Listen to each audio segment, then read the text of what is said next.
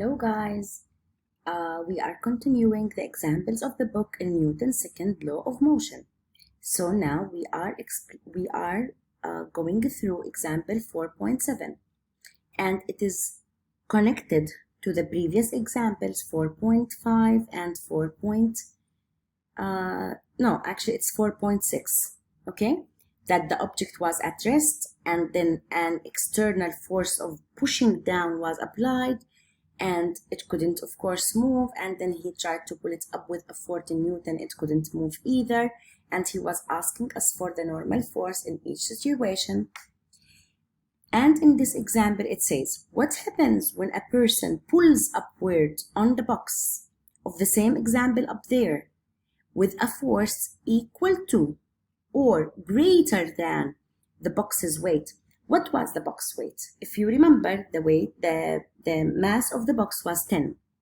So the weight is 10 times 9.8, which is 98 Newton.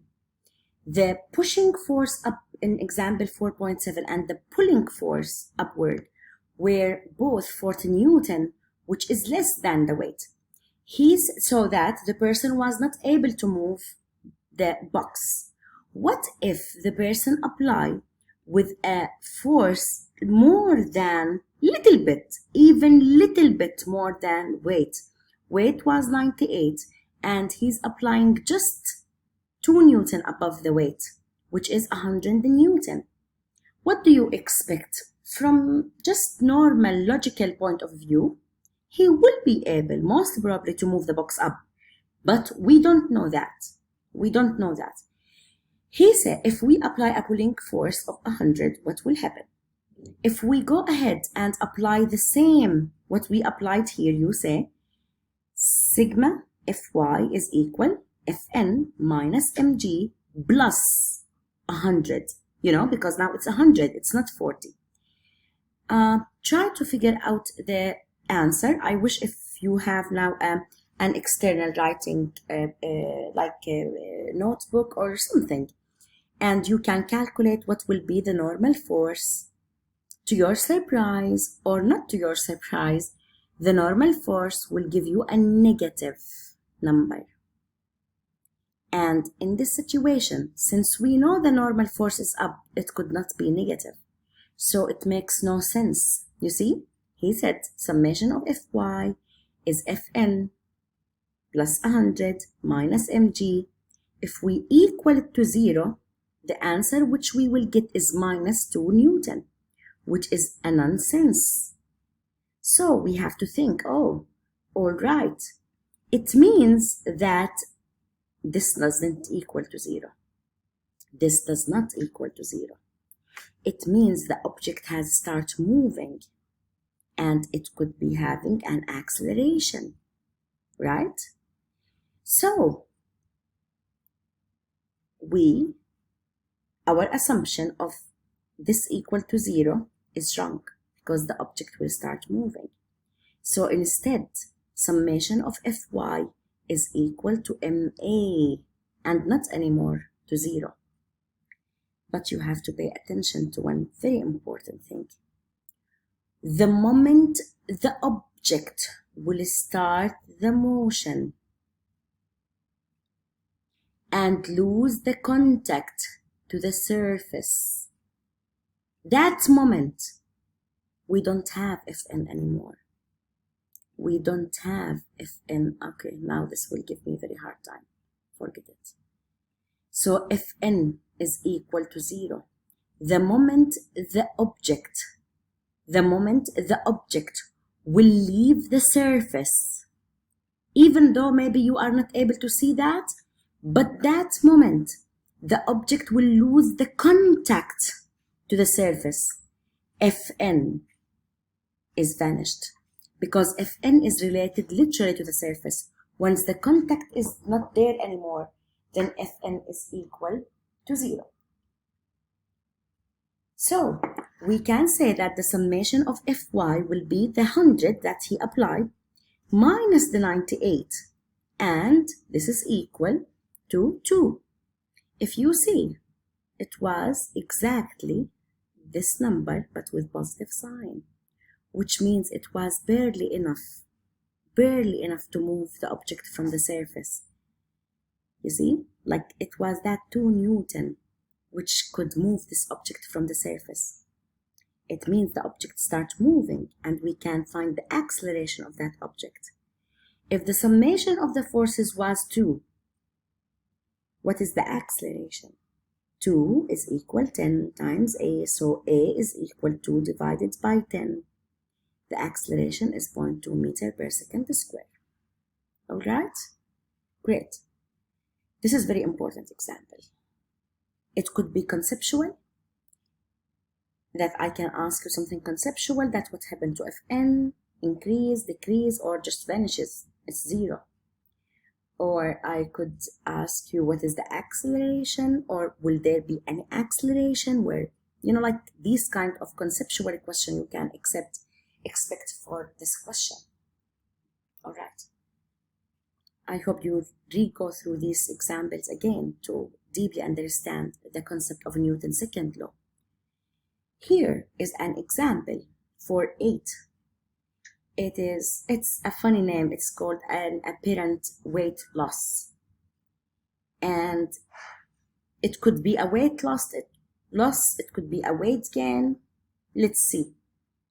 There is an elevator or lift, whatever you call it, and a lady is standing in the elevator. And if you just for now ignore this scale, this is just a simple situation of a lady standing in the elevator. What are the forces? Forget about the movement right now. Just focus on the lady. She's an object standing in the elevator.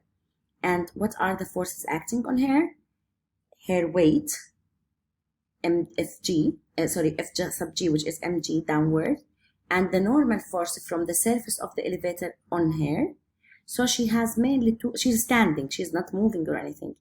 So there are 2 forces acting on her, mg downward, n is upward, but she's going down in the elevator.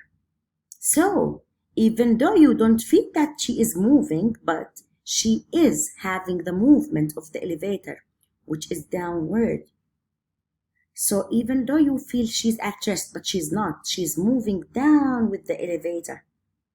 So summation of the forces, or the net force on this lady, is equal MA. And he's telling us in the problem, he said a 65 kg woman descends in an elevator that briefly accelerates at 0.2 g downward. So the elevator is accelerating. There is an acceleration for the elevator, and the value of this acceleration is 0.2 of g. So it's 0.2 times 10, 9.8, and it is downward. So it says basically, during the acceleration, what is her weight?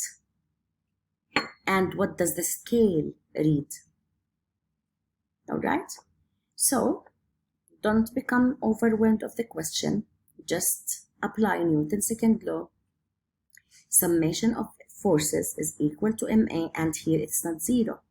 It is m times the acceleration, which is 0.2 g. And what are the summation of the forces? It is mg minus Fn. If you have heard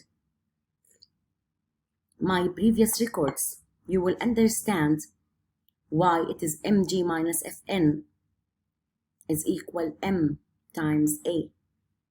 Because I mentioned that whatever comes with the direction of motion, we could assume in the whole problem that if any force is with the direction of motion, it's positive. If the force against the direction of motion, it's negative. Where is the direction of motion? It's down. This is down, so it's with the direction of motion, it's positive. This is up, it's against the direction of motion, so it's negative. So it's mg, this is the direction of motion, minus Fn. Let me recall. Do you remember the inclined plane problem? And I say the direction of motion is coming with Fg sine theta, and against the direction of motion is the force of friction.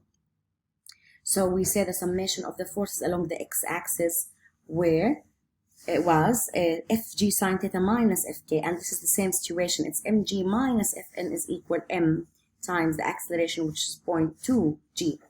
Now, somebody could say, no, no, no, I don't want to confuse myself. Whatever is up is positive, whatever down is negative. And that is absolutely correct. You can say Fn minus mg, but don't forget, now the acceleration should be negative. So you should say it's m times minus 0.2 g. So either you go with your approach that everything up is positive, everything down is negative, or you go whatever with the direction of motion is positive, whatever with the direction against the direction of motion is negative. But don't mix them. I would recommend you that you rewind this last minute again. So Fn is equal to 0.8 mg. mg. And m is 65, g is 9.8. Okay, Fn of course is upward.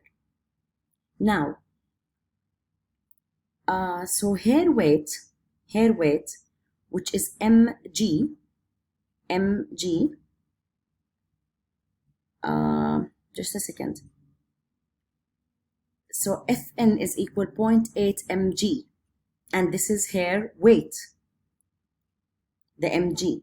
Okay, now in part B it says, what does the scale read when the elevator descends at a constant speed? That is very interesting. The elevator is still going down, but now it's going with a constant speed, which means if it's a constant speed, it means that A becomes, what is that? I don't know why it's doing this. A becomes 0. Okay, anyway. A becomes 0. I will practice on these things more, then I will try to use these facilities, okay, or these tools. So, if constant speed, it means that there is no change in velocity and the acceleration is 0. Let's see that. So A is 0. So Fn, come back to the equation. Just normal. If you write it mg minus Fn, it's fine. Fn minus mg is right, because this is 0. So it doesn't really matter. So in that situation, exactly Fn will equal to mg. It's as good as if the elevator is really not moving. All right, so we are done with this example, and you can go through it again. You can see what is really the scale reading in this situation, because I didn't go through that. I want you to go through that, and I want to mention just one more last thing to you, that the scale reading will read basically the mg, which is not really the mass. You have to realize that this is the apparent, you know, that the mass is different than the things which really the scale is reading. The scale will read force. All right, so you can go again and read this problem and figure out what the scale will read, and whether her weight will be more or less than her actual weight without elevator. Thank you so much, and I will see you in another record.